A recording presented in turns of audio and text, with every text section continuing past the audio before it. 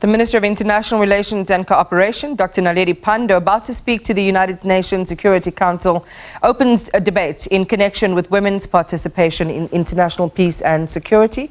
From theory to practice, we take you straight there live now. Minister of International Relations and Cooperation of South Africa.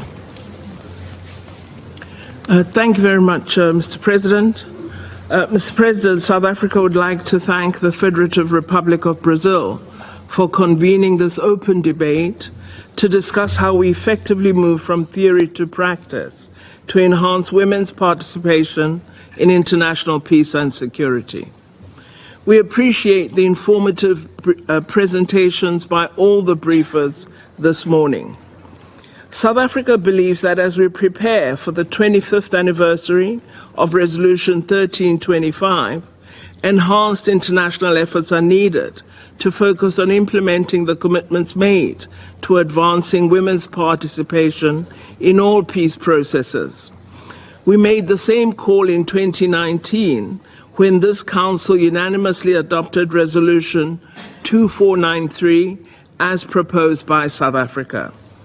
It is therefore disheartening to note that the percentage of women in peace negotiations today stands at a measly 19% in UN-led processes, down from 23% in 2020. It is our belief that peace agreements are more sustainable when women are at the table. The report of the UN Secretary General points to several concrete actions that we member states can take to reverse this trend, and South Africa is largely in agreement with the proposals. We also note that the current global security environment may contribute to the reversal of progress in implementation of the WPS agenda. We therefore re-emphasize our call for urgent action to secure peace in the Israel-Gaza war, in conflicts on the African continent, and in the Russia-Ukraine conflict.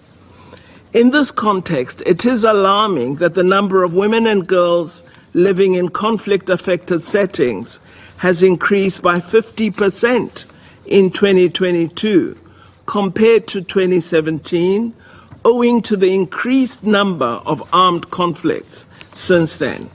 Mr. President, in South Africa, we've tried to do our part. We initiated the Gertrude Schope Annual Dialogue Forum in 2015, as well as the Women Mediators Network, to train cohorts of African women negotiators and peace monitors. The training has made an immense contribution to drawing women in communities together and is setting targets for women's direct participation in peace delegations and negotiating teams. This initiative has shown how empowered women can contribute to peace and stability and support other women living in vulnerable conditions. South Africa also contributes to training and capacity building for women in peace processes at continental and local levels. We provide annual youth and women's training programs on conflict resolution, mediation, and negotiation to women from conflict-affected countries. Some of the trainees are now members of peace-building initiatives in their various countries. We truly appreciate the partnerships we've established with the African Women Leaders Network, FemWise Africa, the African Union Platform for Women Mediators, as well as the partnership of the Government of Norway. In the same vein, we commend the efforts of the Secretary General as articulated in the Action for Peacekeeping Initiative Plus and the Uniform Gender Parity Strategy, which continue to positively advance the WPS agenda. We are pleased to note the contribution of South African female peacekeepers making a difference on the ground when deployed to missions. These include dedicated individuals such as Major Felicia Tobeka Mswani, who previously served as the Fire Support Coordinator for the Force Intervention Brigade in the DRC. Lieutenant Colonel Martha Masango, Chief of the Intelligence Cell of the MONUSCO Force Intervention Brigade, Major Sitibatso Pearl Block, the MONUSCO Information Operations Officer, who was awarded the UN Military Gender Advocate of the Year Award in 2017, and Lieutenant Colonel Fulufefe Kota, the contingent commander of the South African Police Service in the UN mission in South Sudan, who was recently recognized for sterling leadership she provides to her fellow colleagues. Mr. President, in light of our discussions yesterday on the situation in the Middle East and the question of Palestine, I wish in closing to recognize the fundamental role played by civil society organizations in the search for sustainable peace.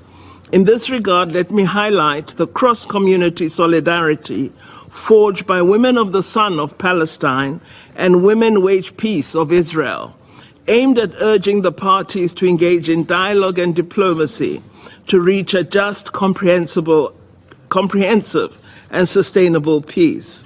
These partnerships are an example of positive activism and inspirational leadership by women striving to find a solution in the context of the continued occupation of Palestine. We encourage these women to continue with their solidarity amid adversity and the deepening political and security crisis. I thank you for this opportunity, Mr. President. I thank Her Excellency. And that concludes our Minister Naledi Pandor's address at the UN.